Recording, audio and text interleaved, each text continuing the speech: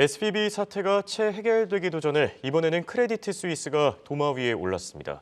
세계에서 가장 안전하다는 이 미국과 스위스 선진국 은행들이 흔들리면서 지금 글로벌 돈 자금줄도 급속도로 얼어붙고 있다고 하는데요. 이른바 돈맥경화 현상이 계속 심해질 경우에 가장 피해를 입는 국가들은 다름 아닌 신흥국일 거라는 생각이 듭니다. 오늘은 이 문제를 풀어보겠습니다. 도움 말씀에 한국경제신문의 한상춘 논설위원 나와 계십니다. 안녕하십니까? 네, 안녕하십니까? 네, 바람잘 날이 없다 하더니 SVB 사태가 마무리되기도 전에 이번에는 크레디트 스위스에서 사건이 또 발생했네요. 네, 요즘 들어서 종전에 볼 수 없는 새로운 현상들이 많죠. 예. 지금 3대 세계 신용평가에서 가장 영향력이 높은 게 무디스인데요. 무디스가 가장 안전하다는 미국의 금융 시스템 전반에 대해서 예. 어제는 스테이블에서 네거티브, 안정적에서 부정적으로 6개월 지켜보고 개선되지 않으면 신용등급을 낮추겠다 하는 입장을 보였었고 예.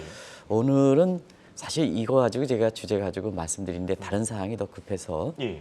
무디스가 중국의 중앙은행인 인민은행에 대해서 신용등급을 좀 예. 전망분을 낮게 평가했죠. 이런 사항들이 지금 발생하고 있다고 보이겠습니다. 이런 가운데 사실 SVB 사태가 채 이렇게 해결되기 전에 세계에서 가장 안전하다는 스위스 사태가 지금 좀 터지고 있죠. 예.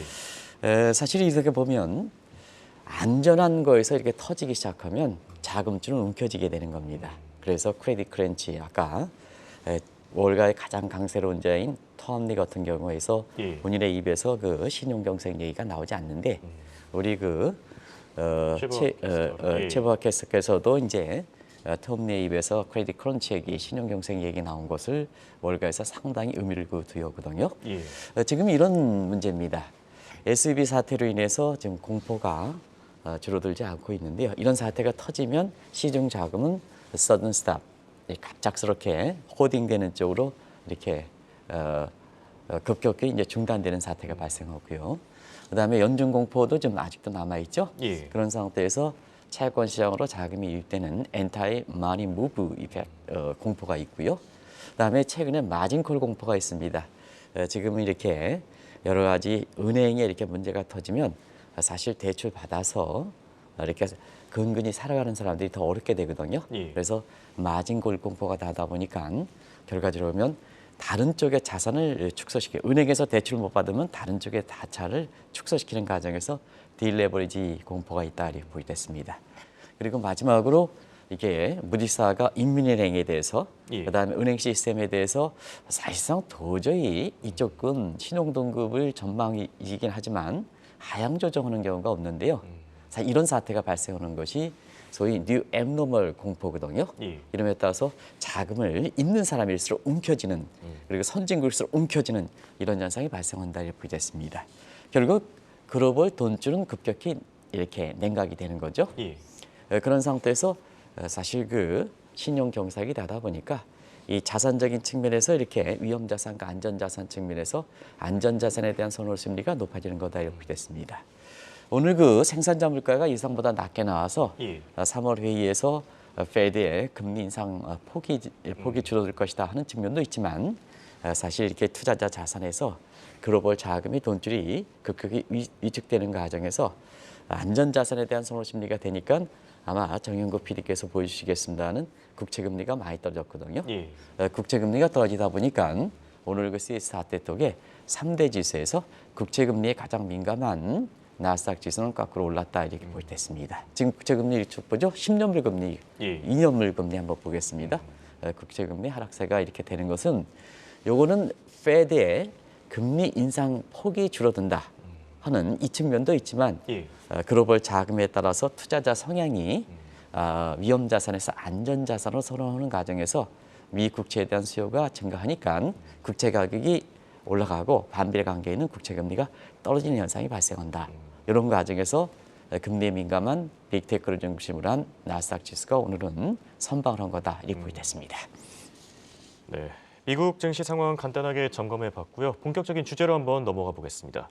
자, 이번 주 월요일이었습니다. SVB 사태의 뿌리가 작년 10월 크레디트 스위스의 사태로 돌아간다 이런 얘기를 해주셨는데 아니나 다를까 크레디트 스위스 바로 도마 위에 올랐네요. 네, 사실 SVB 사태가 모든 은행 시스템 문제는 갑자기 생기는 건 아니거든요. 전초 조짐이 있는데요. 예. 작년에 그 10월, 11월 달에 CS 사태를 아마 시청자분들 많이 이렇게 전해드렸는데 이런 문제가 앞으로 어떻게 터질 것인가 하는 측면은 이렇게 예고하기 때문에 예. 당시에는 뭐 그렇게 큰 반응을 보이지 않았습니다는 사실 CS 사태 문제가 SB 사태 속에 또 한 번 터졌다 이렇게 볼 때 있습니다. 그래서 이 CS 사태는 2021년 말부터 유동성 문제가 생긴 거죠. 예. 그래서 유동성 크레딧 이런 문제 공교롭게도 이제 이 은행의 크레딧 스위스예요. 스위스예요. 그래서 크레딧 이게 예. 이제 본질적으로 본인이 이렇게 상징 브랜드를 잡고 있는 그 크레딧이 문제가 생기다 보니까 이 2020년부터 이 문제가 국제금융 시장에서 어떻게 터질까, 어떻게 봉합될까 하는 이런 측면에 관심이 됐었는데요.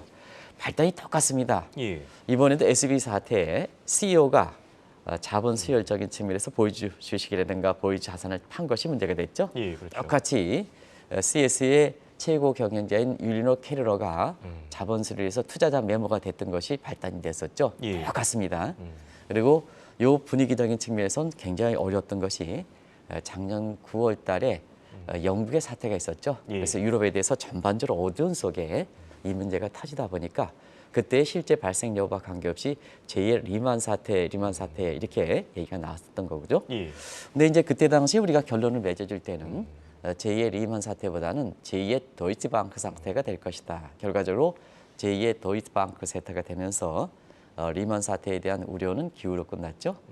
그런 과정이 사실 이번에 CS 사태다 이렇게 보시됐습니다. 결과적으로는 지금 학습 효과도 있기 때문에 예. CS 사태가 SB 사태 속에 이렇게 발생했지만 미국의 그 시장은 비교적 선방한 거다 이렇게 보겠습니다. 다우존스 지수가 떨어지긴 했지만 예. 비교적 선방한 거다 그렇죠. 이렇게 평가해 볼 수가 있다 이렇게 보겠습니다.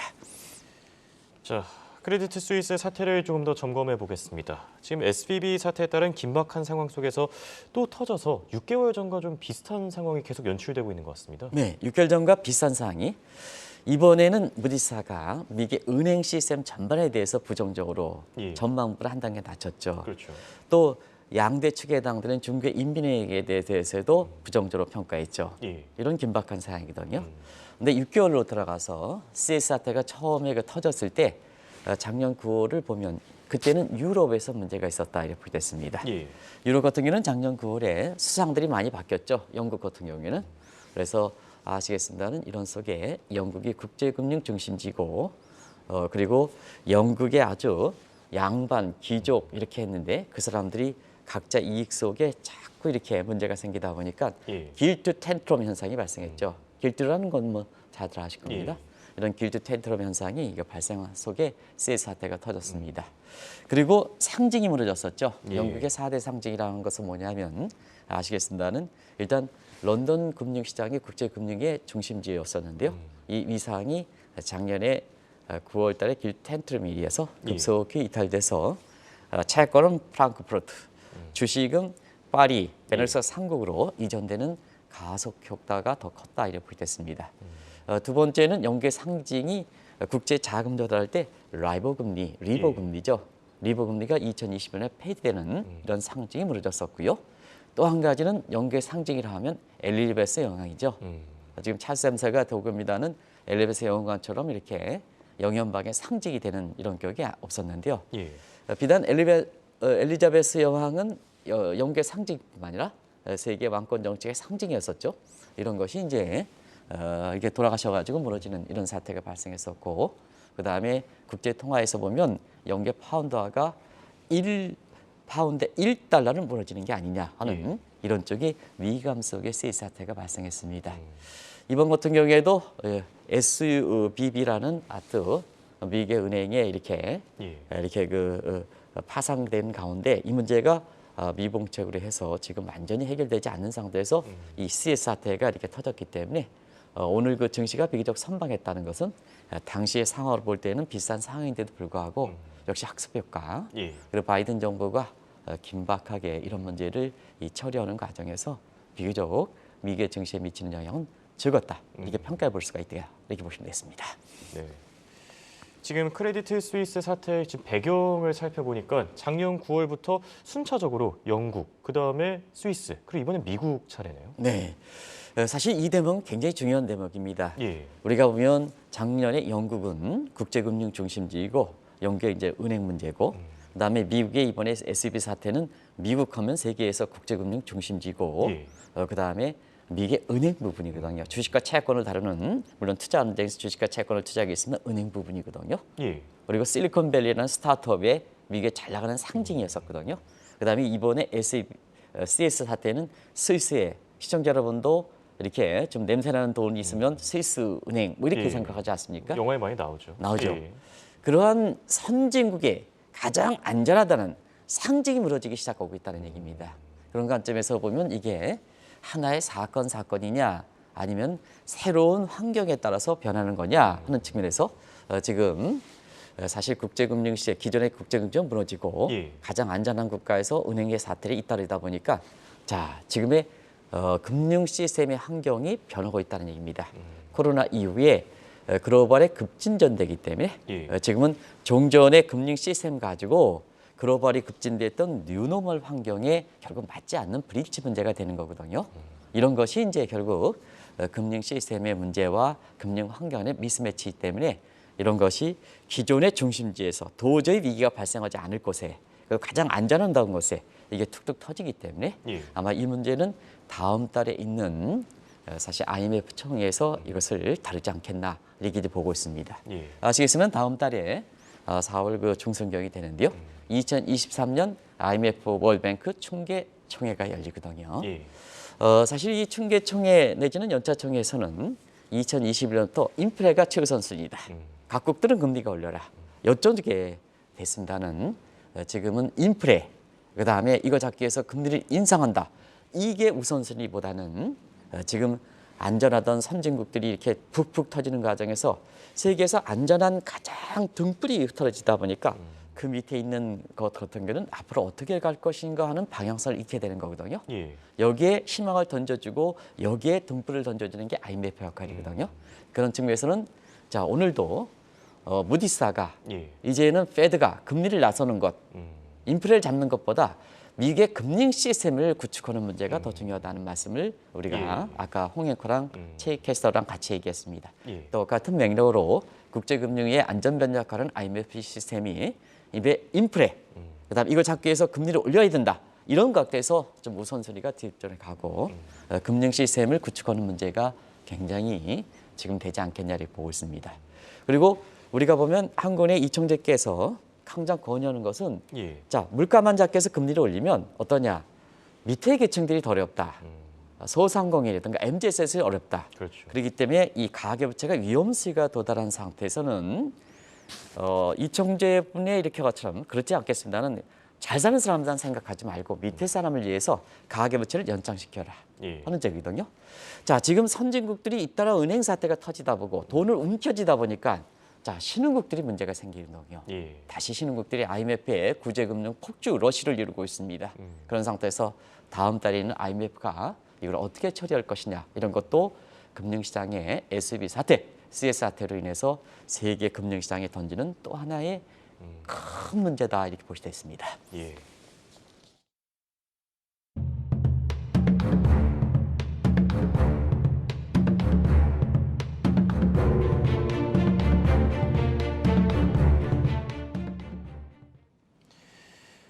지금 IMF에 구제금융을 신청하는 국가들이 기하급수적으로 늘고 있다고 하는데 사실 세계적으로 돈줄이 막히면 더 어려워지는 거는 신흥국 아닙니까? 신흥국이죠 당연히.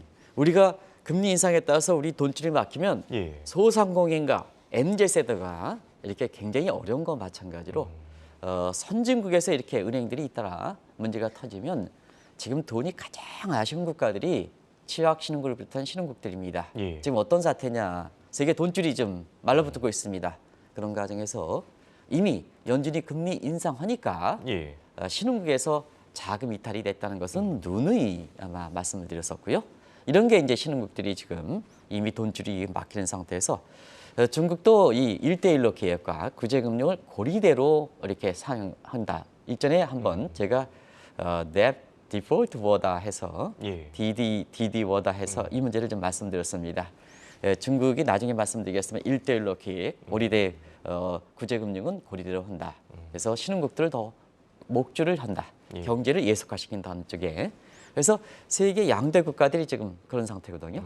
그러다 보니까 세계 국제금융공사에서는 올해 신흥국에서 자금 이탈이 한 3천억 이상 이탈될 것이다 하는 이 입장이거든요.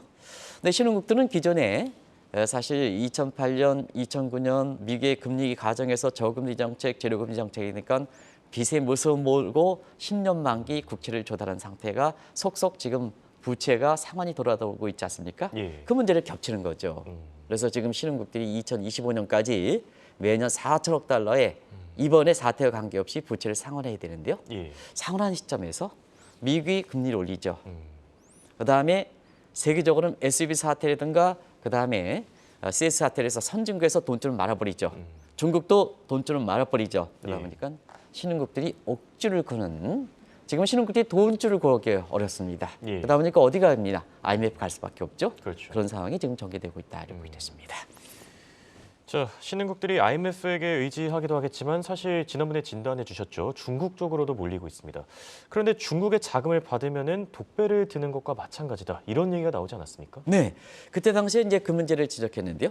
지금 IMF의 최대 쿼터국은 미국이거든요. 예. 미국의 은행 터지고 IMF 재원 부족가 하다 보니까 자 세계에서 돈줄이 이렇게 말라붙은 현상을 중국이나마 이렇게 하면 되는데 중국도 사실은 고리대금을 좀 하는 상태거든요. 예. 그 과정에서 쭉 한번 옛날에 한번 방송을 해둔 적을 한 달 전에 한번 방송해준 적을 다시 한번 자막을 그대로 가져왔습니다. 예.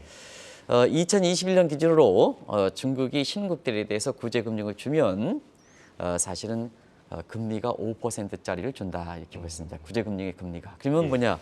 명목은 구제금융이지만 IMF가 구제금융을 줄 때 대체로 2% 주거든요. 예. 2.5배 고리를 뛰는 겁니다. 음. 고리를 뛰는 게 아니니까 구제금융이 되는 게 아니죠. 예. 더더구나 연준과 통화수업을 우리가 맺으면 상시적 통화수업은 제로 금리가 되는 겁니다. 이디오 대비해서는 사실 그 금리가 얼마나 높은지는 아시겠죠?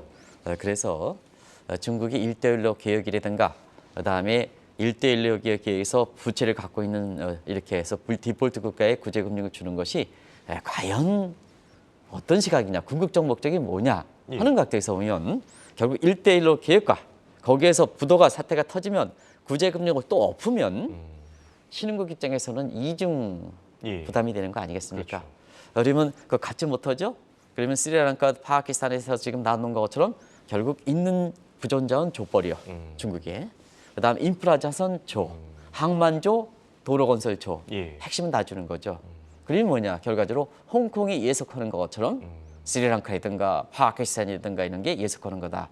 이런 과정에서 사실 중국이 1대1로 개혁과 구제금융의 범위가 높으면 미국과 관계없이 사실 신흥국들은 굉장히 취약한 상황을 맞고 있는 거에 지금의 모습이다 이렇게 됐습니다. 자, 이렇게 상황이 어려운 만큼 신흥국들도 IMF에 기댈 수밖에 없을 것 같은데요. 이 기댄다고 다 구제금융을 받을 수 있습니까? 네, IMF의 재원 문제는 아마 이런 것을 계기로 해서 아마 좀 여유가 있을 때 계속해서 말씀드렸던 사항입니다. IMF 지금 돈줄이 말라지고 있습니다. 예. 국제금융시장에서 일반적으로는요. 2차 금융시장에 IMF가 제대로 역할을 해서 신흥국의 위기를 좀 많이 막아왔고 그중에 혜택 국가가 한국이지 않습니까? 예. 이렇게 해서 1997년에 혜택 국가인데요. 다시 한국이 이렇게 이렇게 국제금융시장에 주목하는 것은 바로 이런 문제 때문에 그렇다 이렇게 보겠습니다. IMF의 그 구제금융은 매번 말씀드리는데요. 예. IMF 구제금융을 신청하면 다 주는 거냐? 일단은 IMF 회원국이 됩니다. 요걸 좀 세계 모든 국가가 돼서는 안 된다. 예. 이렇게 이제 보시면 되겠고요. 두 번째는 구제금융에서 보면 이 골드 트랜짓 부분이 있습니다. 우리가 보면 주식회사에 주주로 참여하는 사람들은 사실 그 자금에 있어서는 오너십을 갖게 되는 거거든요. 그 마찬가지로 이 골드 트랜짓이 있습니다. 이건 특별 회원이라는데요. 이미 이게 IMF 쿼터라든가 이런 부분에 대해서 이게 재원 조성을 했기 때문에 그는 내가 어려울 때 그 자금 빼쓸 거거든요. 그래서 IMF에 이렇게 이사회라든가 승인을 거치지 않고 바로 빼쓸 수 있다. 문제가 되면 바로 쓸 수 있다. 이렇게 이제 보시면 되겠습니다. 예. 그래서 이것은 우리 입장에서 보면 통화 수합의 페드와 맺는 거다 하는 것을 말씀드리겠습니다. 예. 근데 요거 가지고 좀 부족하죠. 그렇죠. 그러다 보니까 이게 부족할 때는 크레딧 트랜짓에서 오늘 크레딧 얘기 많이 나오죠. 예, 크레딧 그렇네요. 트랜짓에서 일반 쿼터입니다. 요거는 뭐냐면 IMF 쿼터 재산의 골드 트란짓 위에 돈이 필요할 때는 어떠냐면 자 IMF에 원화를 갖다 줍니다. 예. 근데 골드 트란짓 뽑을 때는 원화를 갖다 줄 필요 이미 냈으니까 그렇죠. 원화를 갖다가 달러를 주는 거거든요. 근데 승인이 필요하죠. 어디? 일반 이사회. 예. 주주총회 승인이 필요하죠. 요게 이제 크레딧 트렌치다 이렇게 됐습니다. 이런 것으로 자금을 받는다. 근데 그동안 1990년대 이후서부터 예. 이게 신흥국들이 선진국과 신흥국의 차별화가 양극화가 더 심해지는 상태에서 신흥국들은 계속해서 IMF에 자금 지원해주고 특히 최대 커터인 미국이 트럼프라든가 이런 거에서 이기주의로 가다 보니까 이게 재원 조달을 제대로 안 했거든요. 예. 그러다 보니까 지금은 사실 IMF도 재원 조달에서 굉장히 어려움을 보기 시작한다. 그러다 보니까 미국 입장에서는 신흥국의 문제는 자 중국이 니네들이 원유를 제공했으니까 예. 중국이 부채 탕감해야 된다 하는 입장인데 반해서 자 중국 입장에서는 다른 입장을 취하는 거죠. 예. 그래서 이번에도 크레딧 스위스 문제 가지고 자 최대 지분에 해당되는 게 사우디 국립은행이거든요. 예. 그러면 이제 아까 홍익께서 시청자분한테 자 스위스 사태가 터졌을 때 최대 지주에 해당되는 스위스의 국립은행이 왜 자본 조달을 안 해줄까? 자금세를 안 해줄까? 예. 대주주인데 이거는 왜 그럴까? 국제금융시장에서는 아직 확인을 못했기 때문에 제가 말씀드리는데요. 중개 음모론이 나오는 것이 아닌가 이렇게 보고 있습니다.